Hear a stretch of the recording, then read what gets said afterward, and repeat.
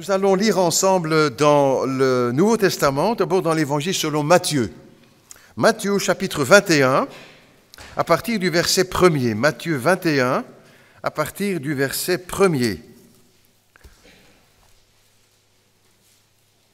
Matthieu 21, nous entrons dans ce qu'on appelle la semaine sainte. Elles doivent toutes être saintes, mais voilà, une semaine particulière où l'on rappelle bien sûr la passion de notre Seigneur Jésus-Christ, avec une rencontre spéciale aussi ce vendredi ici et dans bien d'autres lieux en Belgique et dans le monde. Matthieu 21, à partir du verset 1er. Lorsqu'ils approchèrent de Jérusalem, les disciples avec Jésus, et qu'ils furent arrivés à Bethphagée, vers la montagne des Oliviers, c'est juste en face du temple de Jérusalem à l'époque, Jésus envoya 2 disciples en leur disant « Allez au village qui est devant vous, vous trouverez aussi ainsi une ânesse attachée et un ânon avec elle. Détachez-les et amenez-les-moi. Si quelqu'un vous dit quelque chose, vous répondrez « Le Seigneur en a besoin. » Et à l'instant, il les laissera aller. Or, ceci arriva afin que s'accomplisse ce qui avait été annoncé par le prophète dans l'Ancien Testament. Dites à la fille de Sion, Jérusalem, Israël, « Voici ton roi vient à toi, plein de douceur et monté sur un âne, sur un ânon le petit d'une ânesse. » Une prophétie de Zacharie. Les disciples allèrent et firent ce que Jésus leur avait ordonné. Ils amenèrent l'ânesse et l'ânon, mirent sur eux leurs vêtements et le firent asseoir, donc Jésus, dessus. La plupart des gens et de la foule étendirent leurs vêtements sur le chemin, d'autres coupèrent des branches d'arbres et en jonchèrent la route. Ceux qui précédaient et ceux qui suivaient, Jésus criait « Hosanna, Hosanna au fils de David, béni soit celui qui vient au nom du Seigneur, Hosanna dans les lieux très hauts. » Lorsqu'il entra dans Jérusalem, toute la ville fut émue, et l'on disait « Qui est celui-ci » Et la foule répondit « C'est Jésus, le prophète de Nazareth en Galilée. » Jusque-là, une première lecture, et Jean 12 maintenant, si vous le voulez. Jean, chapitre 12, quelques pages plus loin, l'Évangile selon Jean, au chapitre 12, et à partir du verset 20. C'est un moment particulier dans la vie du Christ où il va ressentir d'une façon particulière l'angoisse de la croix, l'angoisse de Golgotha. Donc Jean au chapitre 12, si vous le voulez, et à partir du verset 20. Jean 12, 20.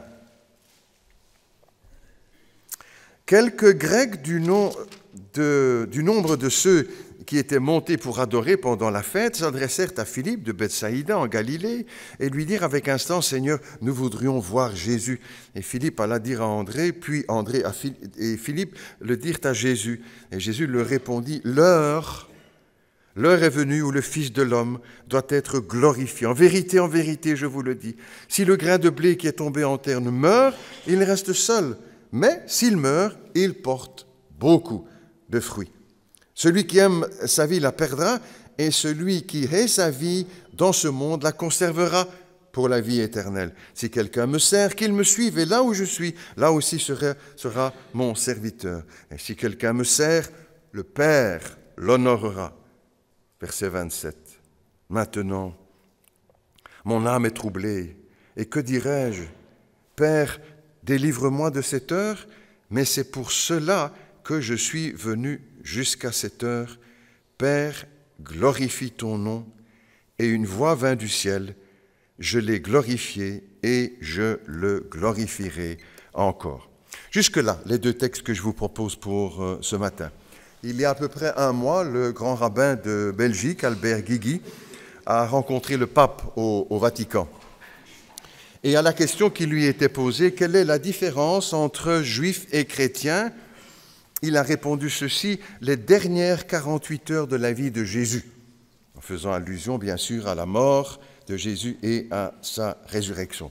Mais cette réponse montre que le grand rabbin n'a pas bien lu les évangiles, ni même l'Ancien Testament qui annonce ces choses et ces événements.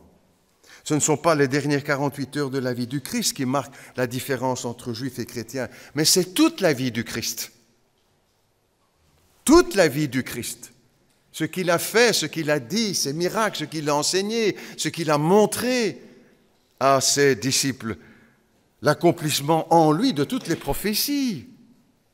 Pas seulement les dernières sur la croix et la résurrection, mais tout ce qui précède aussi.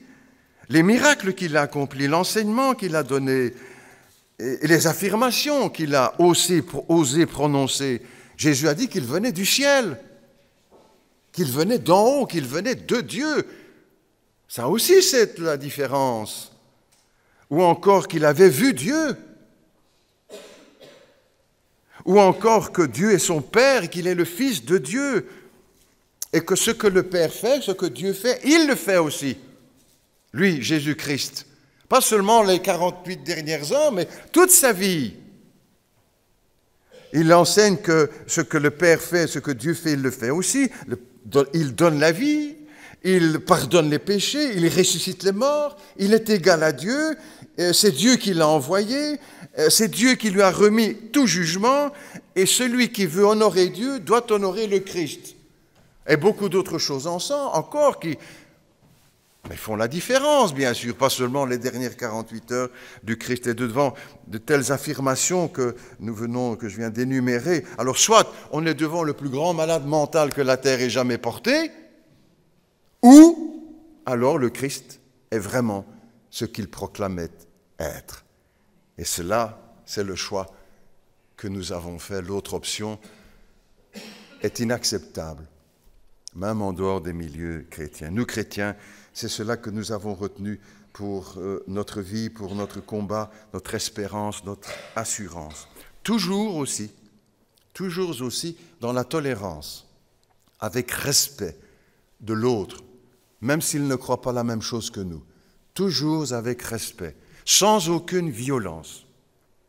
Ça, c'est l'évangile mis en application par le peuple chrétien. Et quand il n'a pas retenu cette règle, il a trahi la pensée de l'évangile et de Jésus-Christ.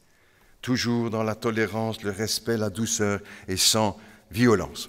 À côté de cela aussi, il y a une autre actualité, on pourrait dire spatiale, par lesquelles on nous fait savoir assez régulièrement. J'ai vu qu'il y avait des programmes de télévision là-dessus, cette semaine-ci, au sujet par exemple des vols vers la planète Mars, qui sont en préparation, en grande préparation dans différents pays.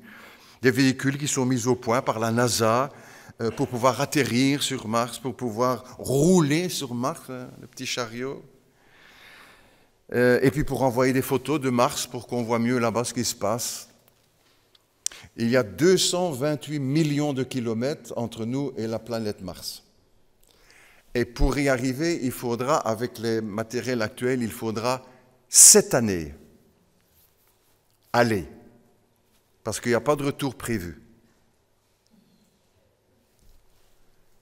Et il y a des candidats qui se préparent.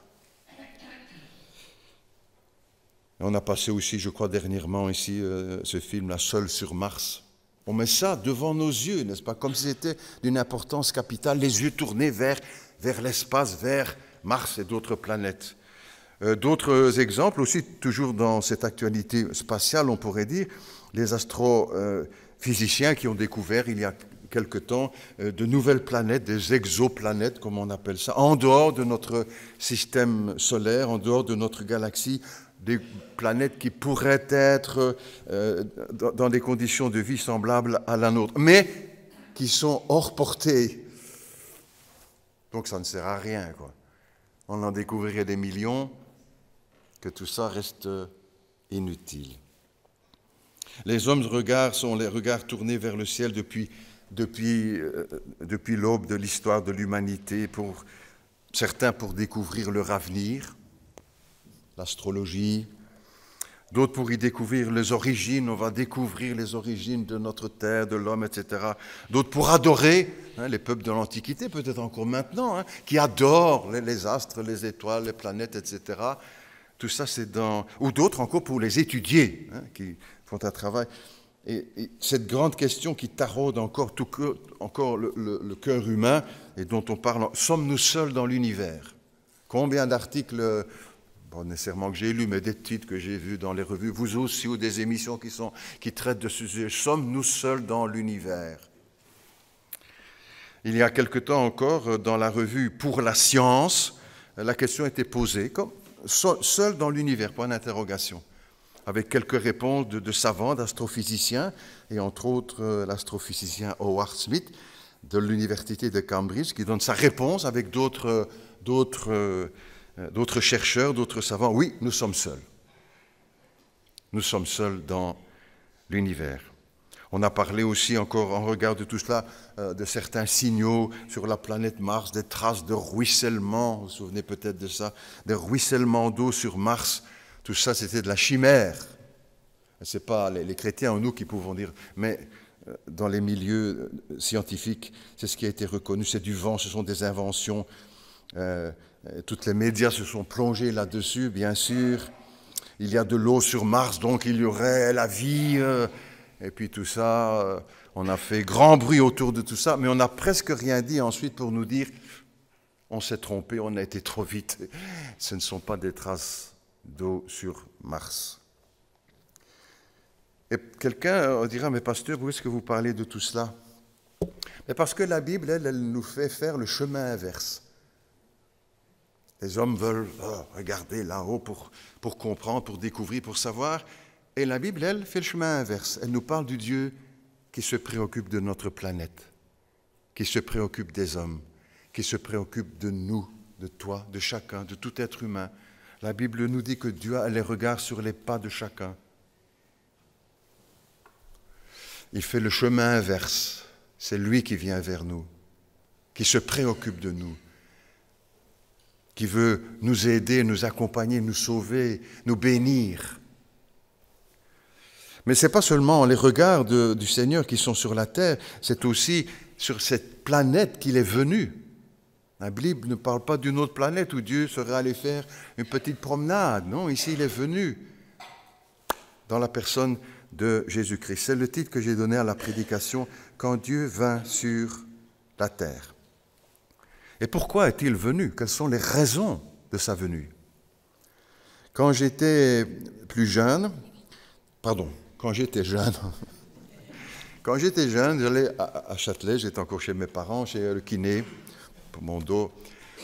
Et on parlait un petit peu de tout, bien sûr, hein, autant lui que moi, bien sûr, et puis aussi bien des questions de la foi, puisqu'il savait que j'étais pasteur ou j'étais à l'Institut, j'aurais pu dire, bref, enfin, on parlait. Il me dit à un moment donné, eh bien, vous savez, pasteur, que je ne sais toujours pas pourquoi le Christ est venu sur la terre. Je ne sais, comme ça, un plat. Je ne sais toujours pas pourquoi le Christ est venu sur la terre. On vit dans un pays dit chrétien, donc on doit avoir les réponses. Pourquoi? Eh bien, il me dit ça. Et avec une éducation aussi, comme un peu tous les Belges dans notre pays. Je ne sais toujours pas pourquoi le Christ est venu sur la terre. C'est qu'il y a encore du chemin à faire, vous savez, pour chacun de nous. Et dans notre témoignage, de pouvoir apporter réponse à ceux qui se posent cette question. Alors, il y a une méthode toute simple, n'est-ce pas, pour répondre à cette question. Quand Dieu a marché sur la terre, quelles sont les raisons? Mais on va les chercher dans la Bible. Dans les paroles de Jésus, où il a dit « Je suis venu pour ». Comme ça, ce n'est pas les réponses des protestants ou des évangéliques ou de la rue des Caillas ou du pasteur Rubinon. Ce sont les paroles du Christ qui nous dit pourquoi il est venu sur cette terre. Aujourd'hui, vous savez, la venue du Christ est encore tellement mal comprise. Cet exemple de ce kiné là dont je vous parlais, mais aussi d'autres qui sont instruits en principe dans la foi. J'ai parlé de ça ici, mais je ne suis pas trop sûr, de l'archevêque Robert Zolling, qui est le chef de l'Église catholique d'Allemagne. Le chef de l'Église catholique d'Allemagne qui a dit ceci: « Le Christ n'est pas venu mourir pour racheter les péchés du peuple. » Il y aura certains pasteurs protestants qui pourraient dire la même chose, vous savez. On se rend compte parfois combien on est loin, dans notre Europe christianisée, de l'enseignement de la parole et des réponses que Jésus lui-même a données. Alors, plusieurs réponses que le Seigneur a données. En fait, si vous faites vous-même l'étude, vous découvrez que Jésus a employé 14 fois l'expression « Je suis venu pour » Ou encore, je ne suis pas venu pour mettre les choses au clair. 14 fois. Nous en prendrons quelques-unes ce matin, nous n'aurons pas l'occasion de développer tout ça. Tout d'abord, Jésus a dit qu'il n'était pas venu, qu'il était venu non pas pour abolir la loi et les prophètes, mais pour accomplir la loi et les prophètes. Sa venue, c'est un accomplissement. Il vient pour accomplir ce que Dieu a donné comme commandement à Moïse, les 10 commandements, venus pour accomplir. Nous avons déjà tant de mal à accomplir un commandement. Lui, il est venu pour accomplir tous les commandements, à la perfection.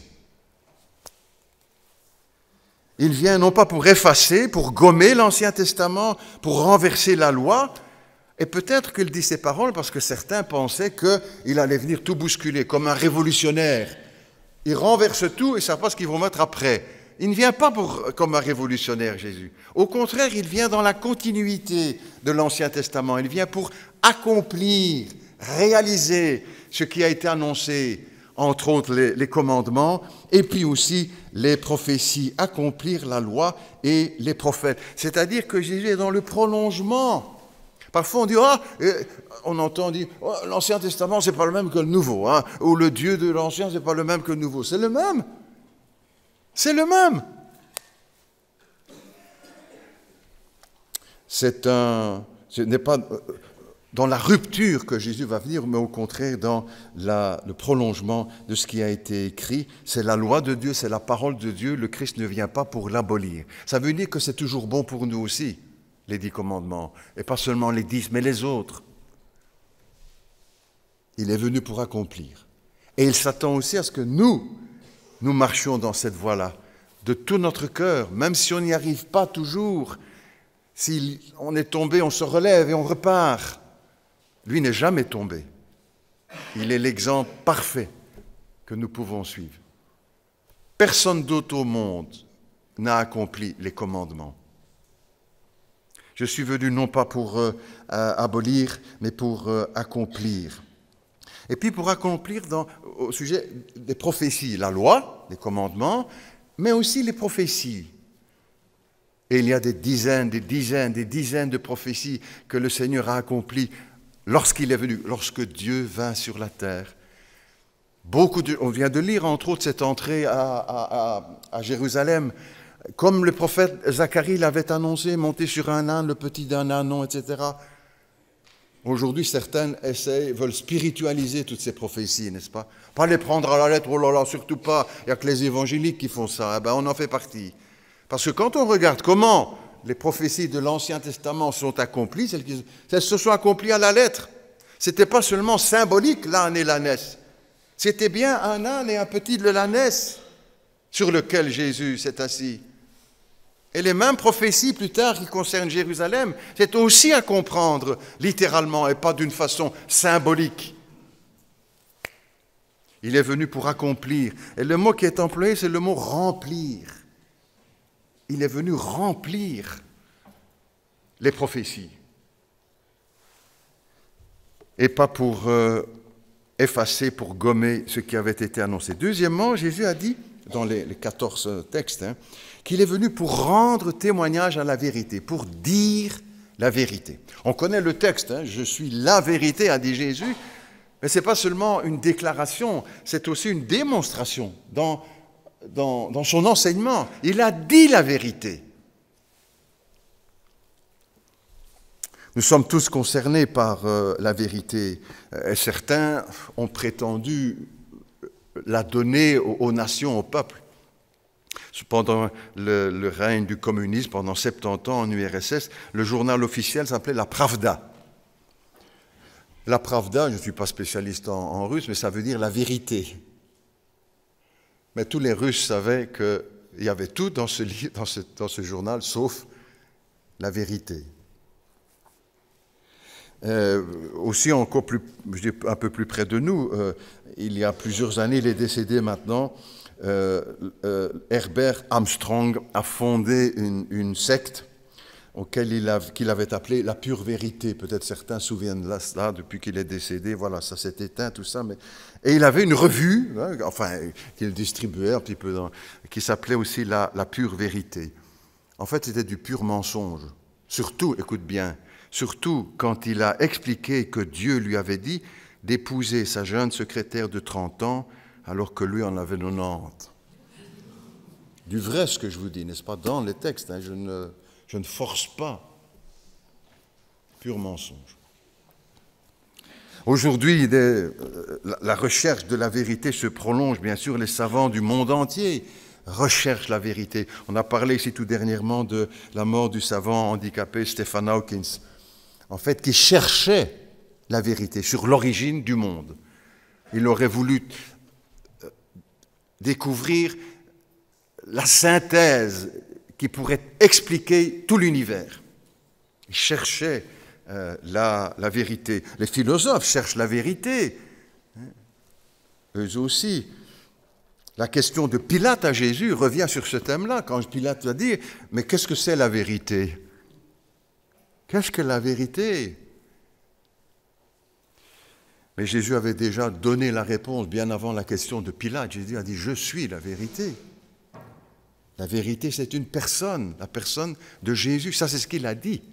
Alors on l'accepte ou on rejette, mais c'est ce qu'il a dit. On ne peut pas changer. Et il a affirmé aussi qu'il est venu pour dire la vérité, pour rendre témoignage de la vérité. Jésus est venu pour dire la vérité sur le monde, sur l'univers, sur son origine. Et il a redit que cet univers est créé par Dieu. Il a dit la vérité sur le mariage, que l'homme ne sépare pas ce que Dieu a uni. Il a dit la vérité sur le diable, qu'il est menteur et le père du mensonge, et qu'il est meurtrier. Vous vous demandez d'où viennent tous les mensonges de notre monde ? Ben, Jésus donne la réponse. Et il dit la vérité. Sur le diable, il a dit la vérité sur l'homme, que l'homme est méchant et mauvais par nature.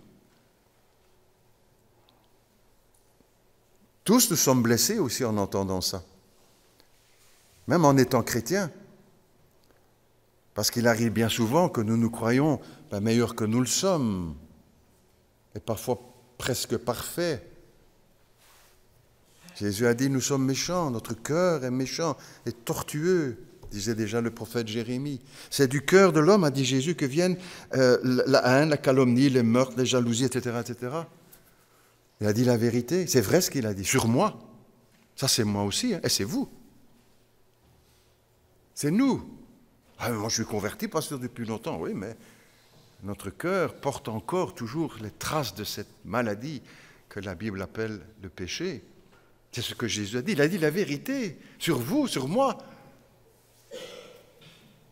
Pas Camus, pas Jean-Paul Sartre a dit la vérité, pas Hemingway, le Christ. Jésus a dit la vérité sur l'enfer et sur le paradis. Il a dit la vérité sur l'âme, sur notre âme. Déjà que nous avons une âme, beaucoup qui nient cela, qui pensent qu'on est pure matière. Il a dit la vérité sur la vie, sur la mort, sur l'au-delà. Il a dit la vérité sur Dieu, que Dieu est esprit, que Dieu aime, que Dieu pardonne. Jésus a dit, je suis venu pour rendre témoignage à la vérité, pour dire la vérité. Et question aussi pour nous, que faisons-nous de cette vérité ? En principe, je suis certain qu'on dit tous, et moi avec l'autre, oh, parfait, on est d'accord. Mais dans le concret, que faisons-nous de cela ? De ce que Jésus a dit ? Quiconque, Jésus a dit, quiconque est de la vérité, écoute ma voix. Troisièmement, parmi les 14 textes, il est venu aussi pour la croix. On dit, ça pasteur, on sait bien, tout le monde le sait. Ouais, sauf le chef de l'Église catholique en Allemagne, et beaucoup d'autres sans doute, qui ne veulent pas accepter que Jésus est venu pour la croix. À 2 reprises au moins, la Bible nous enseigne que Jésus a été troublé par la pensée de la croix de Golgotha.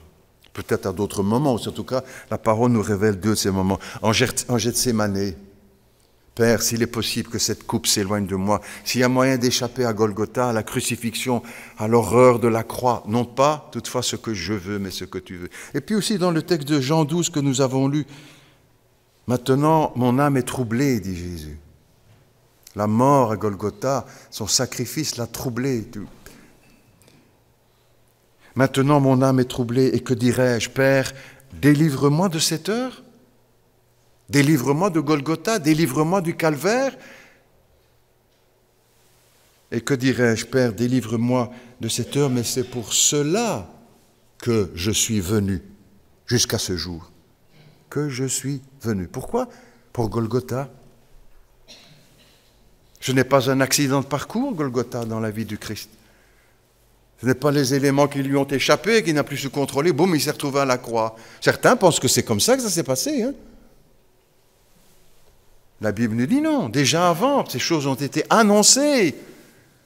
Et parfois, nous perdons la force de cet argument des prophéties. Mais tout ça s'est passé parce que c'est écrit.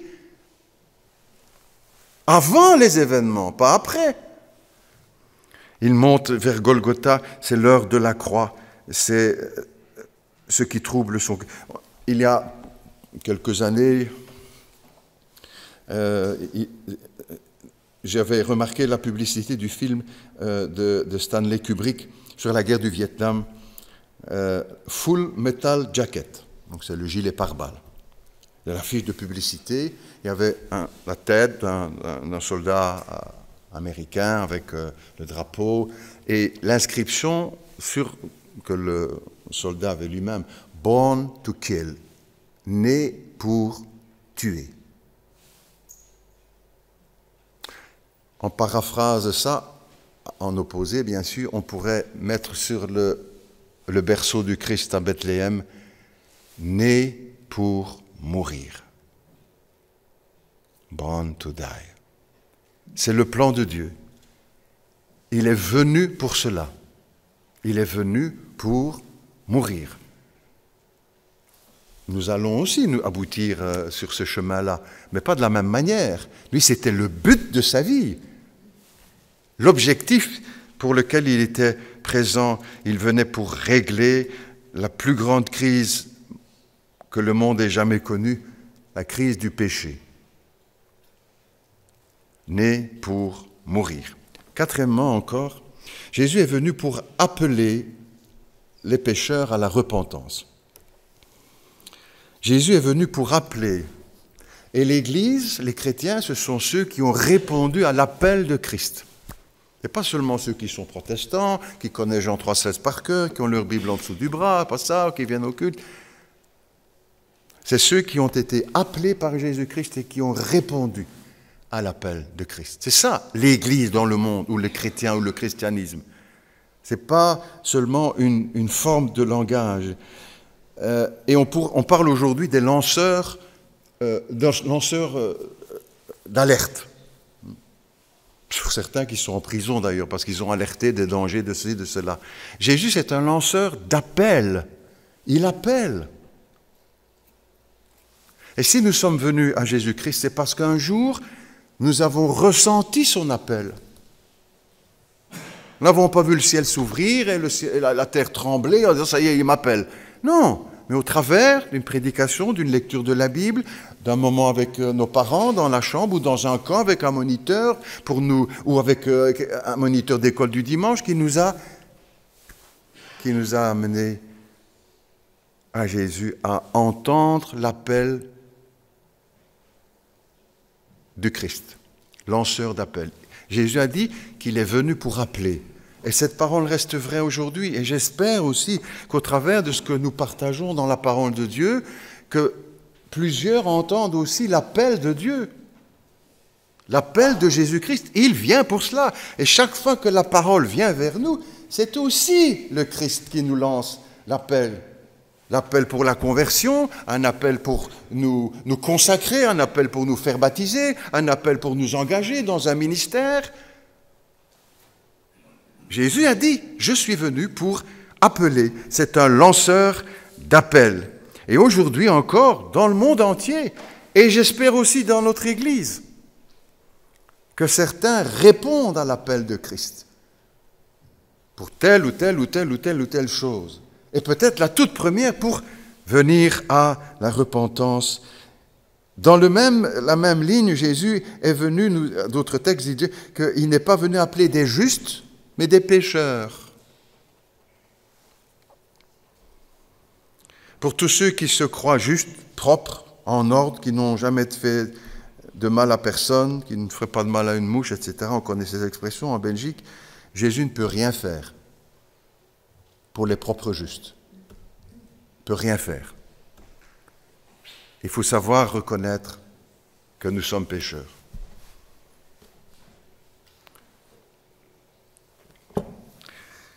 Et ça, c'est un des grands problèmes en Belgique, mais peut-être pas rien qu'en Belgique. Il y a beaucoup de propres justes qui sont en ordre pour tout.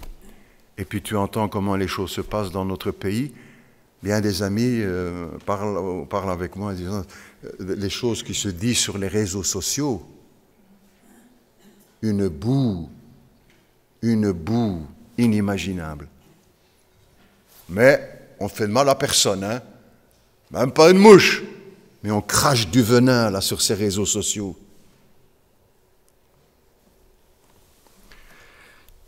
Un des grands problèmes en Belgique, c'est ce sentiment de propre justice. Ah, je n'ai fait de mal à personne, ni tué ni volé. Jésus un jour a raconté des paraboles. Il a raconté beaucoup de paraboles. Et ce ne sont pas, il faut redire chaque fois, les paraboles ne sont pas des histoires pour l'école du dimanche seulement. Oui, pour l'école du dimanche, pour les enfants, etc. Mais quand Jésus raconte ces paraboles, il ne s'adresse pas aux enfants. Hein. Il s'adresse aux adultes, aux grands, aux théologiens de l'époque, aux pharisiens, aux chefs religieux. Donc ce ne sont pas des petites histoires.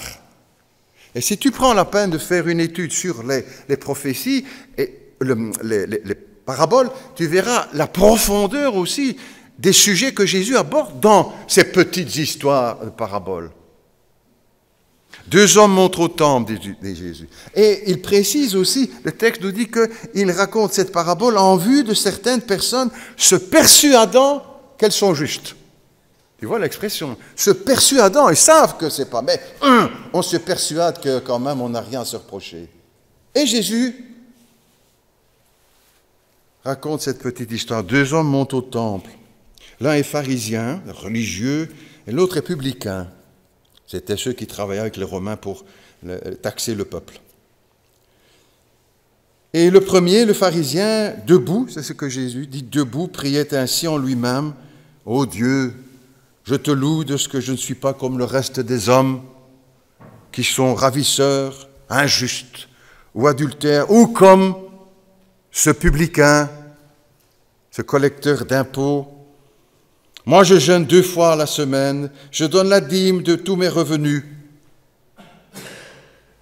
Et Jésus continue, le publicain, lui, se tenait à distance, et il n'osait même pas lever les yeux au ciel, et il se frappait la poitrine en disant, « Ô Dieu, sois apaisé envers moi qui suis un pécheur. » Et Jésus commente l'événement et dit, celui-ci est descendu dans sa maison justifié plutôt que le premier. Jésus est venu nous appeler à la repentance, et pas seulement une fois dans notre vie quand on se convertit, mais pour bien des choses sur lesquelles nous devons nous remettre en question. Parce que c'est un Dieu qui nous appelle, il appelle les pécheurs à la repentance. Le propre juste, lui, ça passe à côté. Mais il rate l'essentiel, le plus important. D'autres textes encore, je termine. La Bible nous dit aussi qu'il est venu pour sauver ce qui est perdu, pas seulement pour dépanner. Bien des gens, quand ils sont dans des difficultés, sont jugés, parce qu'on a été un peu comme ça aussi, un peu tous comme ça. Quand on a les difficultés dans la vie, hop, on vient à l'église, ou on vient à la prière, oh, ça ne va plus, pour venir juste pour un dépannage. Et puis dès que ça va mieux, ou que ça continue comme ça, parce qu'il n'y a rien de changé, hop, on arrête. Il n'est pas venu nous dépanner, il est venu nous sauver, sauver ce qui était perdu. La Bible dit encore, il n'est pas venu pour perdre les âmes. À un certain moment, les disciples voulaient faire descendre le feu sur une ville qui leur fermait les portes. Mais Jésus a dit, mais moi je ne suis pas venu pour perdre les âmes. Ou encore Jésus a dit, qui a été évoqué dimanche passé avec le pasteur Thomas, je ne suis pas venu pour être servi. Je m'assieds, servez-moi. Le seul qui pouvait être servi, qui est servi par toute la création, le Dieu créateur, et qui vient servir, qui s'abaisse, qui enlève ce drap, etc. Mais il est venu non pour être servi, mais pour servir. Et pour chacun de nous aussi, bien sûr, c'était ce qui a été souligné dimanche dernier par le pasteur Thomas et à l'étude biblique mardi, dans le prolongement de cela, que nous sommes là aussi en tant que chrétiens pour servir et pas nous laisser servir. Je termine aussi avec d'autres textes, vous pouvez trouver cela dans la Bible aussi, les expressions « je suis venu ». Qu'est-ce que nous faisons dans l'Église? Est-ce que nous nous servons de l'Église, prendre ce qu'il y a à prendre, d'intéressant pour nos enfants, nos ados, pour le mariage, pour les enterrements, voilà. Mais que je ne donne rien de ma vie dans l'Église, que je me laisse servir? Est-ce que je sers? Ça, c'est aussi le plan de Dieu pour chacun de nous. Dire, mais moi je suis nouveau, j'arrive très bien, d'accord. Installe-toi, vas-y, prenons du temps et regarde bien. Et puis après, engage-toi. Pas pour te laisser servir dans l'Église, mais pour servir. Et si chacun de nous, nous comprenons cette place que nous avons à prendre dans l'Église, dans les églises locales, on est dans la pensée de l'Écriture. Quand Dieu est venu sur la terre, les raisons de sa venue. On prie ensemble. Notre Dieu, notre Père, merci pour ta parole, qu'elle soit toujours notre seul guide. Parce que ton Fils Jésus nous a dit que c'est là le message de la vérité. Donne-nous des cœurs dociles pour savoir recevoir cette vérité, l'écouter, l'intégrer, la digérer, et pas seulement une appréciation globale, d'accord, mais dans le concret, Seigneur, que nous puissions justement respecter cette vérité. Père Céleste, merci aussi parce que tu nous rappelles au travers des paroles du Seigneur que tu es venu, que Jésus est venu pour appeler les pécheurs à la repentance. Garde-nous, Seigneur, jamais de fuir la repentance, le refus de reconnaître nos torts, nos fautes, nos mensonges, nos colères, nos jalousies, tout ce qui n'est pas beau dans nos vies. Pas seulement une fois à la conversion, mais dans toute notre vie chrétienne. Nous prions parce que tu nous rappelles que tu es venu, Seigneur, pour la croix, pour Golgotha, que cela fait partie du plan de Dieu. Merci pour tous ceux qui l'ont compris, qui l'ont accepté, qui ont ouvert leur cœur. Merci parce que tu es venu pour nous dire la vérité, parce que tu es la vérité. Tu as dit la vérité sur notre cœur, sur notre âme, sur notre société, sur le monde, sur la religion. Père Céleste, que nous puissions accepter, reconnaître cette vérité pour chacun d'entre nous dans notre vie et moi avec les autres. Merci notre Dieu de nous rappeler que tu es venu, non pas pour supprimer la loi et les prophètes, la parole, l'Ancien Testament, les commandements, les prophéties, mais au contraire pour les accomplir. Seigneur, que nos yeux soient ouverts là-dessus également pour chacun de nous. Merci parce que c'est toi qui jettes aussi les regards sur cette terre. Tant d'hommes autour de nous cherchent dans l'espace, dans une solution, une réponse. La réponse, elle est ici-bas, là où tu es venu, sur cette terre, en Israël, à Jérusalem, pour mourir à la croix de Golgotha. Là aussi où tu reviendras un jour pour juger le monde avec justice et prendre à toi ton Église. Père Céleste, nous voulons vivre ces choses devant toi. Parle à nos cœurs au travers de ta parole. Et si quelqu'un n'est pas encore venu à Golgotha, à la croix, dans la repentance, qu'il vienne ce matin, que ce serait dommage d'être là tout près, d'entendre, peut-être même d'être touché, d'être appelé et de ne pas répondre. Père Céleste, bénis tous ceux qui ont répondu un jour à cet appel. Confirme-nous dans cette voie, et puis aussi pour celui ou celle qui n'a pas encore fait le pas. Un jeune homme, une jeune fille, un ado, un couple, un jeune papa, une jeune maman, un papy, une mamie, mais qui n'a pas encore répondu à ce Jésus qui est venu pour les appeler, pour nous appeler. Et puisse dire, mon Dieu, peut-être dites dans votre cœur ce matin, en secret, à Dieu, mon Dieu, je m'approche de toi à petits pas, parce que j'hésite encore, je suis chancelant, mais je ne veux pas rester comme ça. Je viens. Seigneur, je m'approche de toi. Je te demande pardon pour mes péchés. Je ne dois plus avoir peur du mot maintenant, parce que j'ai fait des choses que je regrette, dont j'ai honte, et pour lesquelles je souhaite que personne ne soit jamais au courant. Je te demande pardon, parce que toi tu sais. Dis dans ta prière, je te demande pardon, je regrette mon péché, je me repens. Je me confie en Jésus, et pas seulement regretter, mais être délivré, pardonné. Je viens à Jésus ce matin. Pas seulement à l'Église, mais à Jésus, au Fils de Dieu, à Dieu qui est venu sur cette terre, qui m'aime et qui est mort à la croix pour moi. Je crois en Jésus, en sa mort pour mes péchés, en sa résurrection. Et même si je ne comprends pas tout, je ne comprendrai jamais tout. Je ne comprendrai jamais tout. Mais je viens par la foi, en lui faisant confiance. Nous te prions tout cela dans le nom de Jésus, avec confiance et humilité. Amen.